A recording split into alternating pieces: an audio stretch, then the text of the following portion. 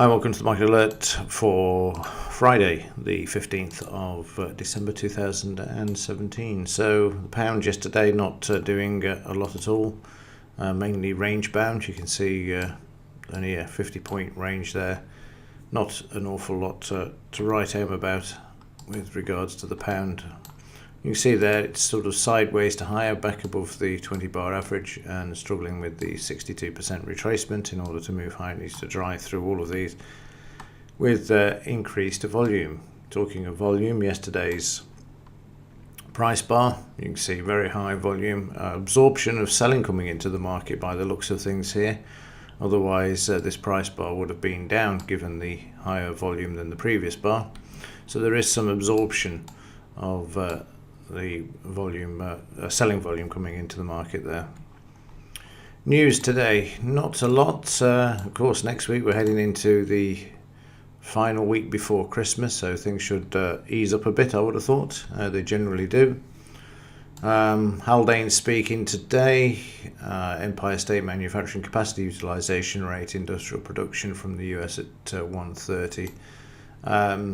Haldane is the man who wants to remove cash from the system, but he speaks at 1:15, so before the Dow actually opens there. And yesterday in the Dow, a bit of a pullback as China increased rates.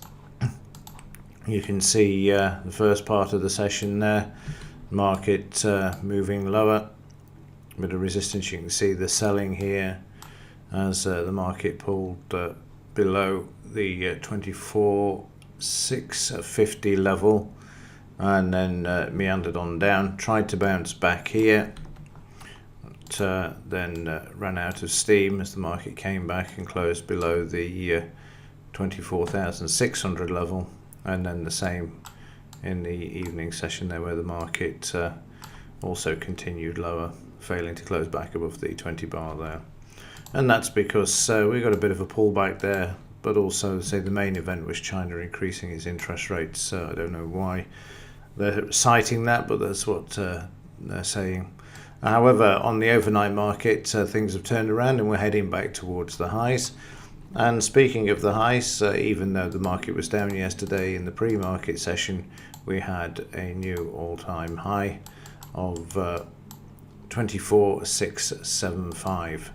So again, we're not far off that 25,000 level. Nice quiet week next week, not much news. FOMC's out of the way. All of the bank rate increases for the European Bank and the UK Bank yesterday, all out of the way. So there's not really much to give the market any grief next week, unless there's something geopolitical that comes out. But other than that, it's a straightforward shoot to the moon scenario that we've seen for a very long time in this market. On the implied volatility, the option sellers seem quite happy and content. This is going to be the case as the implied volatility drops from 9.15 down to 8.39 as well. So not much concern here by the option sellers either. So a quick look at some of the news before we finish for today and this week. And for those interested in Bitcoin, just before we look at some of the news, putting in a new all-time high there for last night, likely to move to the upside. And don't forget the CME come on board this weekend with, Monday, they come on board with their futures contract that launches on the 18th. Just a bit of news there. There's not an awful lot to shout about, to be honest with you. It's all the usual stuff. So I think we'll call it a day. I can't see anything else really that's jumping out at me apart from this article. Bank of England warns of economic collapse if UK keeps borrowing. Well, that's just common sense anyway. Having to pop at Corbyn in this article, so I don't really do the political side of things, but I mean it's just common sense that the more money that you borrow, you're just saddling future generations with having to pay it back. But they're all as guilty as each other. And in fact, out of some research that was done a few years ago, it was discovered that the Tories actually borrowed more money than Labour. It depends which time periods you actually looked at, though, of course. I think that was a bit of selective dates in order to come up with that data. However, either way, it's costing the UK government between 43 and 52 billion a year now for the interest payments on the UK debt. But an interesting article nonetheless, but to print another £1 trillion would be foolhardy to say the least. So again, this is just part and parcel of the debt-based economy. If you don't go and borrow money and then spend it back into the economy, you're threatened with losing your job. So the whole system needs a shake-up and a look at. But that's, a debt-based economy. That's what happens. But an interesting article as far as the figures are concerned, without a doubt, but not so much the political side of things.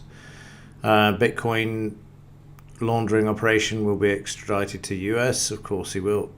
Goes without saying.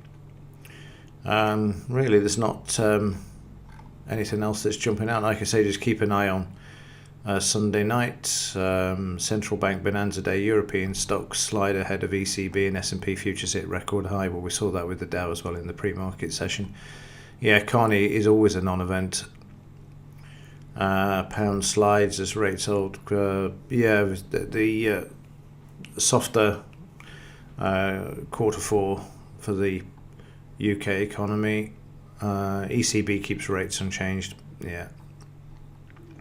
So there we go. That will do it for this one and for this week. If anything is to report, I will let you know. But other than that, have a great weekend, and as ever, thanks for watching.